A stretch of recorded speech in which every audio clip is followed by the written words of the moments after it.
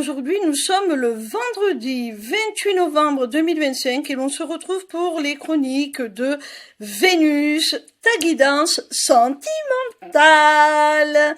Cette semaine, j'ai effectué mon tirage avec le Dis-moi que tu m'aimes de Volio Bene et Sandy Tattoo 2.0.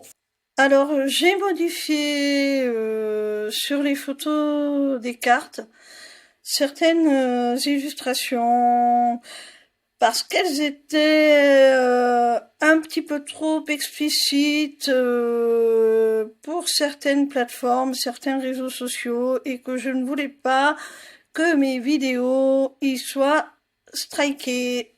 La première carte que j'ai tirée te parle de paranoïa, de folie et de tracas. Alors, il semblerait que tu sois actuellement assez tourmenté au sein de ta relation. Peut-être doutes-tu de la fidélité de ton autre. Peut-être doutes-tu de ses véritables intentions. Tu te demandes si tu ne te fais pas avoir, si tu as vraiment tout ton discernement, si tu y vois clairement. Tu es très confus, mon petit rayon. Alors, tu connais l'adage, ce n'est pas parce qu'on est paranoïaque que personne ne nous en veut. Alors, peut-être que le comportement de ton autre a induit ces doutes, cette confusion en toi. Tu n'es peut-être pas uniquement responsable, ce n'est peut-être pas seulement une vue de ton esprit. À toi de te poser, de faire la part des choses, peut-être de parler clairement à ton autre de tout ce qui te tracasse, de tout ce qui te fait douter de la confiance que tu peux lui accorder. La seconde carte que j'ai tirée te parle d'alimentation, de comportement et d'équilibre. Alors, toute cette confusion que l'on a vue avec la carte précédente, toute cette anxiété te conduit à adopter des comportements toxiques. Ça peut être des troubles alimentaires, de la dépendance au sucre. Alors, c'est vrai que cette carte, elle parle d'alimentation, de comportement et d'équilibre. Mais je pense qu'on peut élargir la chose aux mauvaises habitudes, à une hygiène de vie qui se dégrade de par ton mental tourmenté.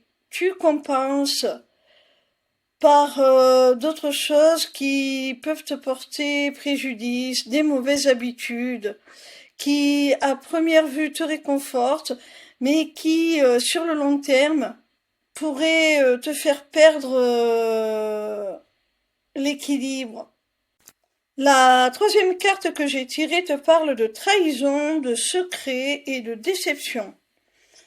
Alors si tu es dans cet état, c'est soit parce que tu as déjà été trahi par le passé dans le cadre d'une autre relation, et ta blessure de trahison, elle est à vif. Cette trahison a engendré du chagrin, une grosse déception sur le plan affectif.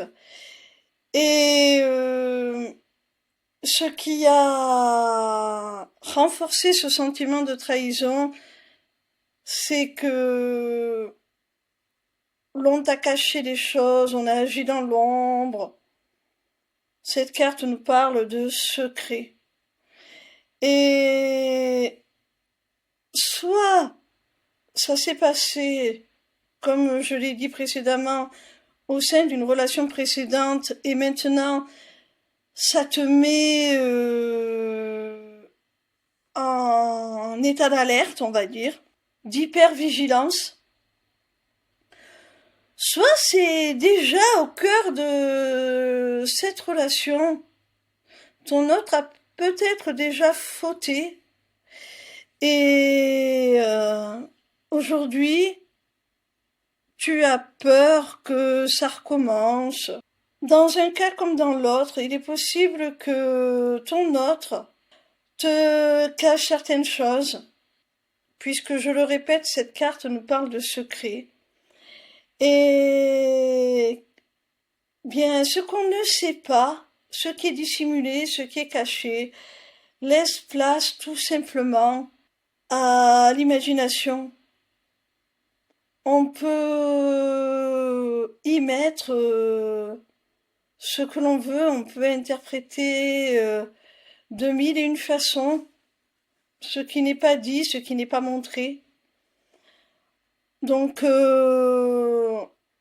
tu n'es pas dans une position sécure qui pourrait apaiser cette sensation de trahison. Tu n'es pas dans une posture sécure pour être en mesure d'apaiser ton mental, tes émotions, te sentir en sécurité. La quatrième carte que j'ai tirée te parle de séduction, de tentation et de flirt. Alors, cette carte nous laisse entendre que tes doutes sont engendrés par le comportement de ton autre, hein. Il est souvent dans un jeu de séduction, alors même s'il ne va pas jusqu'au bout des choses, en tout cas, ce jeu perpétuel de séduction qu'il peut avoir avec d'autres, cette tendance à flirter, eh bien, peut lui ouvrir forcément des opportunités qui pourrait l'amener à céder à la tentation. Il se pourrait même que, au vu de l'ensemble du tirage, ça a été déjà le cas et que maintenant tu n'as plus confiance. Maintenant tu vois son petit jeu et ça te met encore plus en insécurité. La cinquième et dernière carte te parle de justice, de loi et de protection.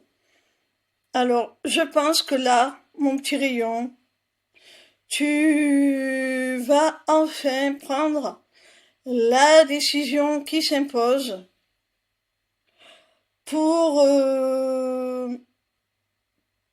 te protéger de tous ces tourments.